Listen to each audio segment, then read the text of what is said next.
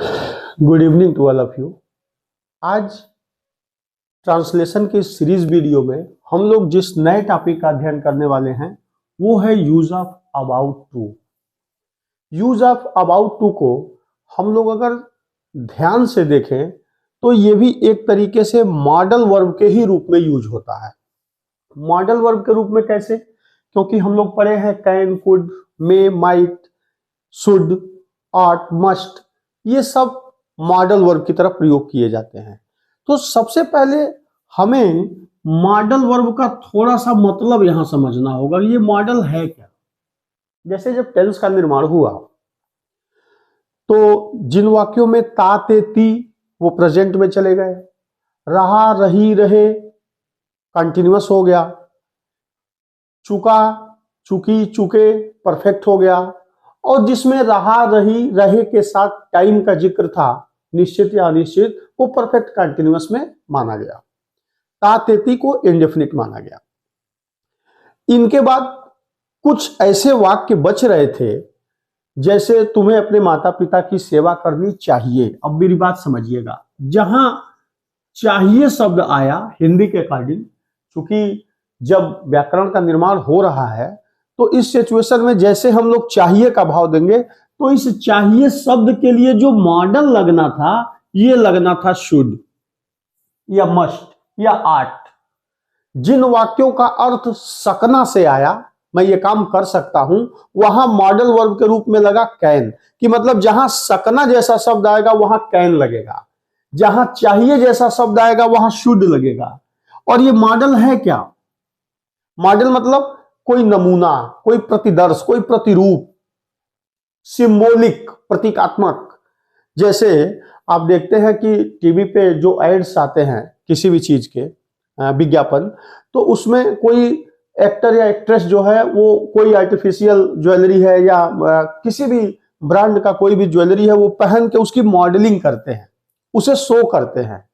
तो they are modal, they have to introduce the item which has been presented by the companies के द्वारा दी गई items को प्रस्तुत करने वाले लोग मॉडल कहलाते हैं।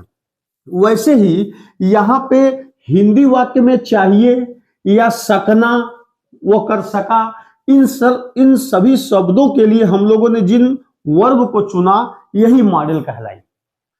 अब अबाउट टू क्या है?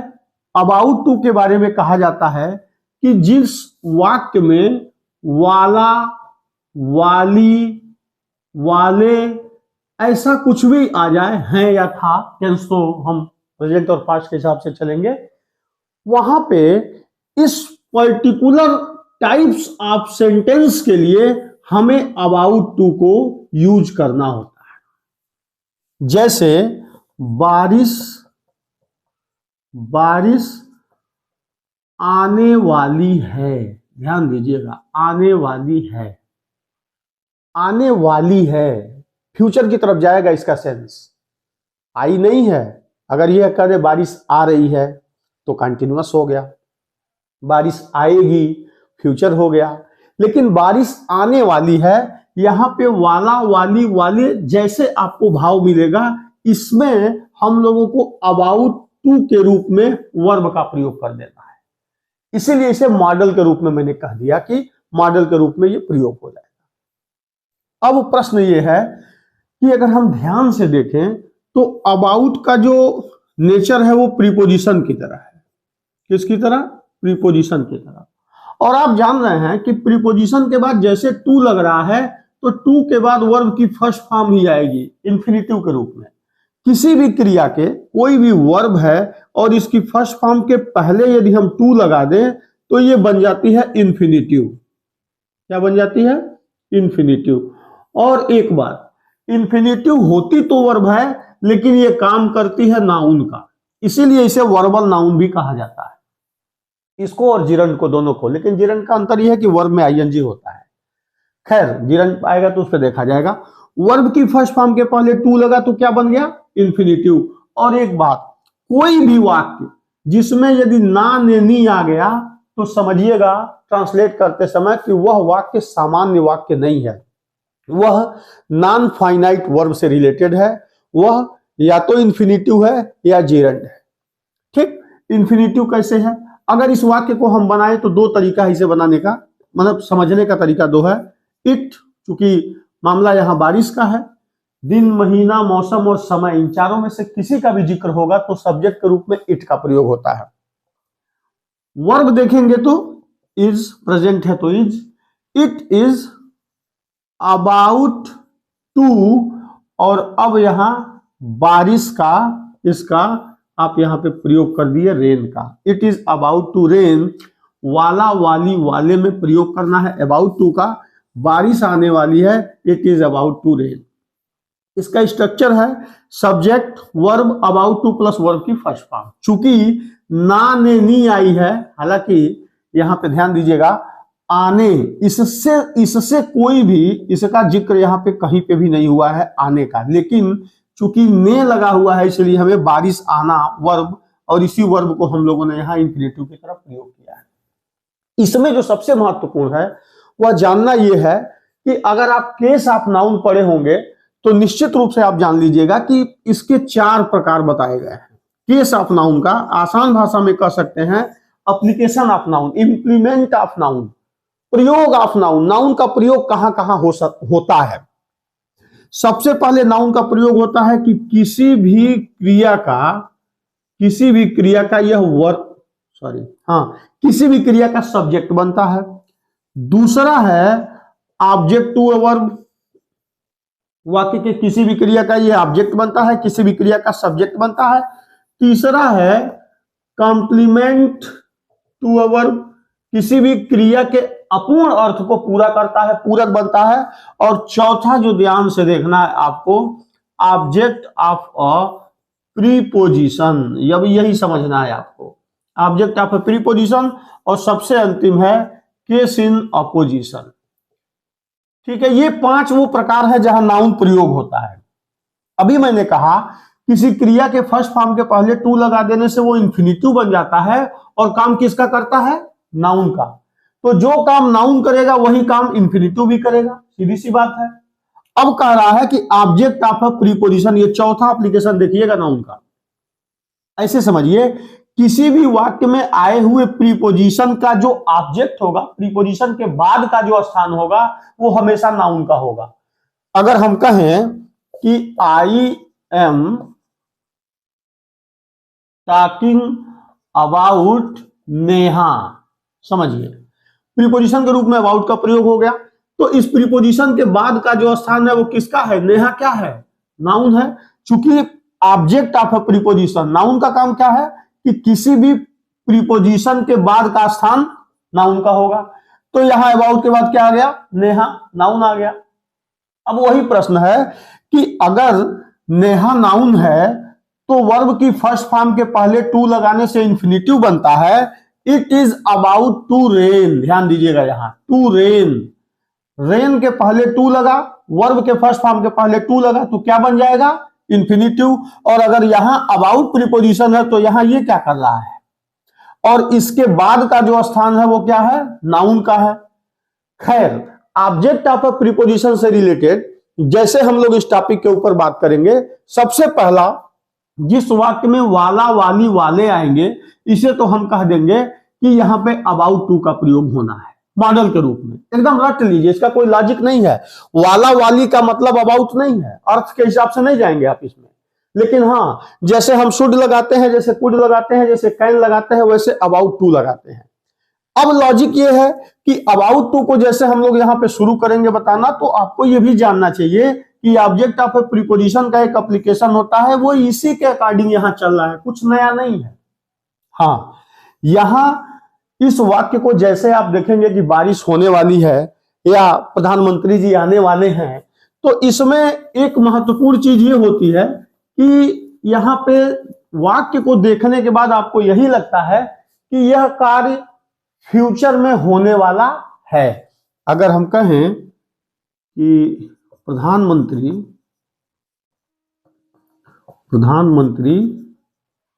आने वाले हैं तो द लग जाएगा यहां, the prime minister is about to come. About to का प्रयोग एक साथ होगा और जैसे टू लगा तो वर्ब की फर्स्ट फॉर्म आ जाएगी। बस वही है कि ऑब्जेक्ट अगर इस प्रीपोजिशन के ऑब्जेक्ट का स्थान देखेंगे तो ये नाउन का होगा, न कि वर्ब का। है इसमें हमें न सिर्फ ट्रांसलेशन देखना है बल्कि ग्रामर के इस बेसिक रूल को भी, कॉन्सेप्ट को समझना है। हो सकता है किसी एग्जाम में, अब आप परीक्षा देने जा रहे हैं, एग्जाम में बैठ रहे हैं, तो यहाँ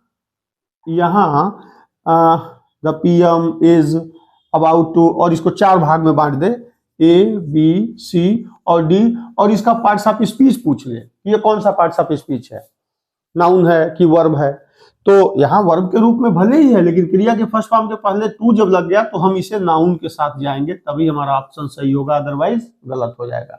तो जब आप जाने रहेंगे कि किसी भी प्रीपोजिशन का जो ऑब्जेक्ट होता है वो नाउन होता है, तो ये भ्रम दूर रहेगा कि आपसे गलती तो बिल्कुल ही नहीं होगी।